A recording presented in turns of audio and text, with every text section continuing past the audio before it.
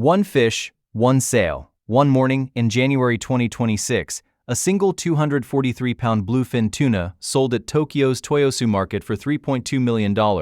That works out to roughly $13,000 per pound of fish. And the craziest part? The buyer served it as sushi for around $25 a piece. That's the world of seafood. It goes from bait bucket to luxury in the span of a single century, a single coast, sometimes a single restaurant menu. Here's what's wild. Americans eat somewhere between 16 and 19 pounds of seafood per person every year, and most of that is the same 3 or 4 species on rotation: shrimp, canned tuna, salmon, maybe tilapia. That's it. Meanwhile, the global seafood market hit roughly $387 billion in 2025 and is on pace to blow past $670 before the decade ends. There is an entire ocean's worth of food out there, and most of us are barely scratching the surface. So right now we're going through every major seafood, what it is, what makes it strange and surprising, and what you actually need to know before you eat it. Let's start with salmon, because almost everyone thinks they know salmon and almost everyone is at least partially wrong. Here's the one that tends to stop people cold. Farmed salmon would be completely gray if producers didn't add a synthetic pigment called astaxanthin to the feed. Wild salmon turn that famous deep red orange because they eat krill and smaller crustaceans that carry the pigment naturally. Farmed salmon eat corn and soy pellets. No krill, no color. And the nutritional difference is real. Wild salmon carries roughly 8 times more vitamin D and 3 times more vitamin A per 100 grams compared to farmed. The omega-3 to omega-6 ratio in farmed salmon runs anywhere from 1 to 3, up to 1 to 4. Not bad, but wild salmon is close to 1 to 1. Both are still on the FDA's best choices list for low mercury, so neither is a bad call. But now you know the difference. Tuna is probably the most misunderstood fish at the grocery store, and depending on which can you grab, you're making a very different health decision. Atlantic bluefin, the species behind that $3.2 million auction record, can reach 1,500 pounds and swim at 45 miles per hour. They're warm-blooded in a way almost no other fish is, which is part of why their meat has that deep red color and that rich fatty flavor that chefs go crazy for. But big eye tuna, another popular species, sits on the FDA's choices to avoid list because of high mercury. Albacore, the white stuff in most premium canned tuna, lands in the good choices category, 1 serving per week. Canned light tuna, mostly skipjack, is best choices, 2 to 3 servings per week. Same category of fish, very different risk profiles. Worth paying attention to. Now here's a fish story that sounds like fiction but is completely documented fact. Cod. By the mid-1500s, cod accounted for roughly 60% of all the fish eaten across Europe. It built economies. It started wars. The Grand Banks off Newfoundland were so packed with cod that early explorers described lowering baskets over the side of ships and pulling them back up full. Then industrial fishing happened. The cod biomass on the Grand Banks dropped from 1.6 million tons in 1962 to under 110,000 tons by 1992, a 93% collapse. The chilling detail is this: scientists at the time thought they were removing about 16% of the stock per year. They were actually removing 60%. Canada shut the fishery completely in 1992, the largest industrial closure in Canadian history, and 45,000 people lost their jobs overnight. That moratorium lasted 32 years. It was only lifted in 2024. Cod is back on menus, but it is a different fish market than the one that built the Atlantic world. Lobster's story runs in the complete opposite direction. When European settlers arrived on the northeast coast, lobsters reportedly washed up on shore in piles 2 feet deep. They were so common they were used as fertilizer, as fish bait, as prison food. Actual colonial-era laws in some places prevented feeding servants lobster more than a few times a week, because it was considered cruel. A bottom feeder's bottom feeder. Then railroads happened. By the 1880s, rail lines could move live lobsters packed in ice far inland to people who had never seen them and had no idea they were poor man's food. Scarcity perception did the rest. Today, a market-sized lobster runs anywhere from $12 to $25 per pound live, and a whole lobster dinner at a proper seafood restaurant can easily clear $60 before drinks.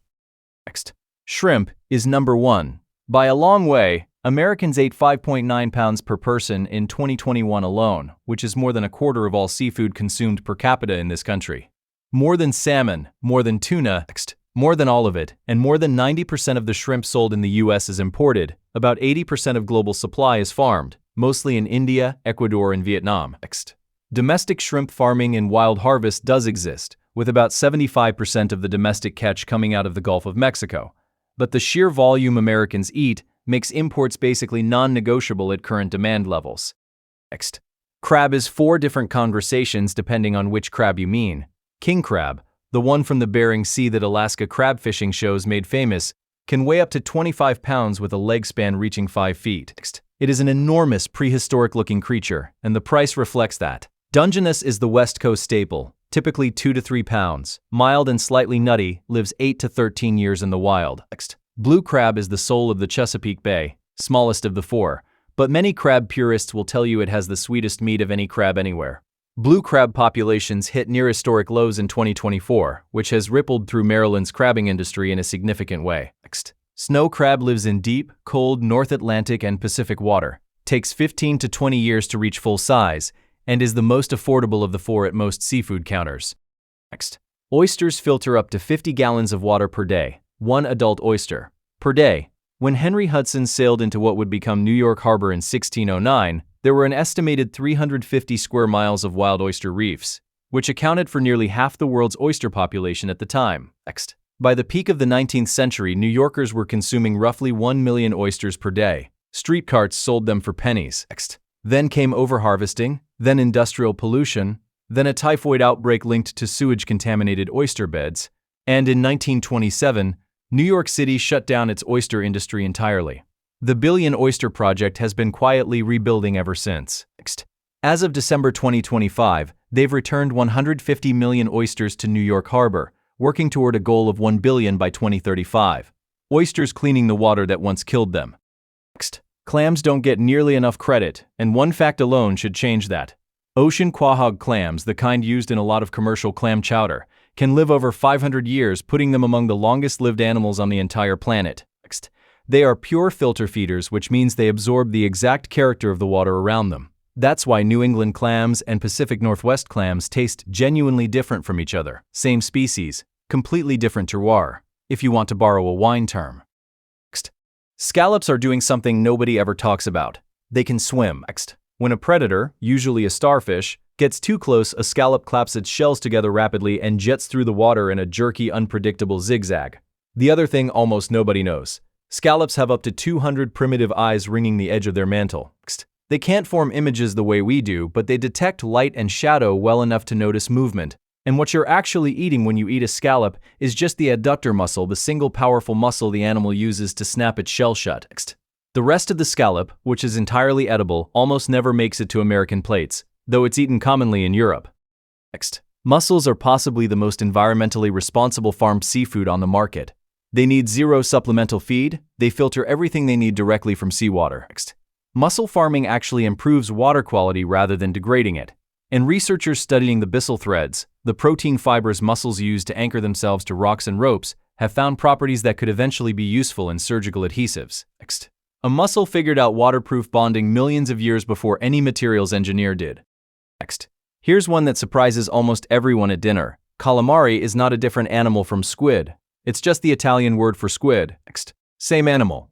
Some species of squid have been observed launching themselves out of the water and gliding through the air for short distances to escape predators, actual aerial escape behavior. And deep-sea squid have eyes up to 10 inches in diameter, proportionally the largest eyes of any animal on Earth. Next. Octopus has 3 hearts. Blue blood, not as a metaphor, literally blue, because their oxygen-carrying molecule is copper-based hemocyanin rather than the iron-based hemoglobin that makes our blood red. Next. They can open jars, navigate complex mazes, and multiple studies have confirmed they can recognize and remember individual human faces. Next. Octopus has also been one of the fastest-growing menu items in American restaurants between 2023 and 2025, moving from niche Mediterranean bistro territory into mainstream steakhouses and gastropubs. Next. Sea bass is one of the most misleading terms in the seafood case. It can mean Chilean sea bass, black sea bass, striped bass, or European sea bass, and several of those aren't closely related to each other at all. Next. Chilean sea bass is actually Patagonian toothfish, a deep-water species that got rebranded in 1977 by a fish wholesaler named Lee Lance, who figured, correctly, that nobody was going to pay premium prices for something called a toothfish. The rebrand worked spectacularly well. Next. Chilean sea bass became one of the hottest restaurant fish of the 1990s. Next. Halibut is the flatfish that makes people do a double take when they learn how it starts life. Baby halibut hatch swimming upright with one eye on each side of their head, like any normal fish. Then, as the fish matures into its bottom-dwelling adult form, one eye physically migrates across the skull until both eyes are on the same side of the body. Pacific halibut can reach 500 pounds and 8 feet long. The flavor is mild and slightly sweet, one of the most approachable white fish in the sea. Tilapia has essentially no omega-3 content to speak of. Its omega-6 to omega-3 ratio is comparable to a hamburger. Now, that's not necessarily a crisis, it's on the FDA's best choices list, because mercury is extremely low, but the idea that tilapia is some kind of health superfood is not supported by the numbers. It's a lean protein source that existed almost nowhere in American cuisine before the 1990s, originated in Africa, and became one of the most farmed fish in the world, largely because it grows fast and tolerates crowded conditions well.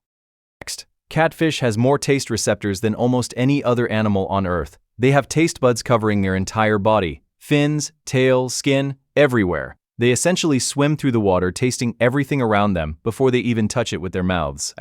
Virtually all commercial U.S. catfish is farmed in Mississippi, Alabama, and Arkansas, because wild-caught catfish, which feeds on whatever it finds at the bottom of a river, often carries that distinctly muddy flavor that turns people off. Swordfish can swim at 60 miles per hour and reach over 1,100 pounds, making it one of the fastest fish in the ocean. The sword, technically called a rostrum, doesn't spear prey. It slashes through schools of fish at high speed, stunning or injuring them, then circles back to feed. Swordfish also carry some of the highest mercury levels of any commercially sold fish. The FDA recommends only occasional consumption, and pregnant women are advised to avoid it entirely. Sardines deserve a full reconsideration from anyone who's written them off as a cheap, smelly canned fish. They are packed, genuinely packed, with omega-3 fatty acids, vitamin D, calcium, and B12, all in one small can. The name comes from Sardinia, the Italian island where they were once found in enormous abundance. Ecologically, they're a keystone species. Massive populations of tuna, dolphins, whales, and seabirds all depend on sardines as a primary food source. Remove sardines from an ecosystem and the whole thing starts to unravel. Anchovies are the secret weapon in more of your food than you realize. Worcestershire sauce, anchovies. A huge proportion of Italian pasta sauces get their depth from anchovy paste that dissolves completely into the oil before anything else hits the pan. Most people eating these dishes have no idea. The intense, concentrated flavor comes from the curing process. Anchovies are almost always packed in salt, which breaks down the proteins into pure umami over time. A 2-inch fish doing more culinary heavy lifting than most proteins, 3 times its size. Rainbow trout is native to the American West and is the most farmed freshwater fish in the United States, with Idaho leading domestic production. From an efficiency standpoint, trout is remarkable. It has nearly a 1-to-1 feed conversion ratio, meaning it takes roughly 1 pound of feed to produce 1 pound of fish. By comparison, beef conversion runs closer to 6-to-1 or 7-to-1. Trout sits on the FDA's best choices list and has a flavor profile clean enough that it works prepared almost any way. Mahi-mahi translates from Hawaiian as very strong. In parts of the American Southeast, it's still called dolphin fish. Not because it has anything to do with dolphins, but because early sailors noticed mahi-mahi riding the bow waves of ships, similar to how dolphins do. It is a fish, not a mammal, full stop. What makes mahi-mahi genuinely impressive from a sustainability standpoint is its growth rate. It reaches full adult size of 40 or more pounds in under a year, one of the fastest growth rates of any large food fish. That makes it far more resilient to fishing pressure than slower growing species. It also has some of the most vivid coloring of any ocean fish, electric blue, yellow, green, that fades almost completely within minutes of death. And then there is uni. Sea urchin roe, as it's almost always called on sushi menus, except it isn't roe at all. What you're eating is the gonads, both male and female reproductive organs which look and function similarly enough that they're served together. Japan consumes roughly 80% of the world's sea urchin supply. High-grade Japanese uni retails for up to $360 per kilogram. At premium sushi bars in the US, a single piece can run $50 or more. Uni only became common in Japanese sushi culture after World War II, following the invention of gunkan maki, the battleship roll style of sushi, with nori wrapped around a band of rice to create a cup that could hold soft liquid-prone toppings like uni that would fall off traditional nigiri. One structural innovation turned a regional delicacy into a global obsession. Here's the thing nobody tells you about seafood. Almost all of it is on the FDA's recommended list. Salmon, shrimp, oysters, clams, scallops, sardines, anchovies, trout, catfish, tilapia. All best choices 2 to 3 servings a week. Next. The ones to watch are the large predatory fish, swordfish, big-eye tuna, shark, because mercury accumulates up the food chain. The bigger and longer lived the fish, the more it concentrates. That's it. That's the whole mercury framework, and knowing it makes every seafood decision a lot easier. Next. So after all of that, the $3.2 million tuna, the 500-year-old clams, the gray farm salmon that gets dyed pink, the lobster that used to be prisoner food, tell me in the comments which one genuinely surprised you most. Next. Or if you've actually eaten something wild like uni or live blue crab or fresh sardines, I want to hear about it. Drop it below. If you got something new out of this, share it with someone who thinks they know seafood, because I promise you, they don't know the farmed salmon thing. Next. Hit like if this was worth your time, and subscribe because the next one covers something you eat almost every week without knowing a single thing about where it actually comes from. And that story is even stranger than this one.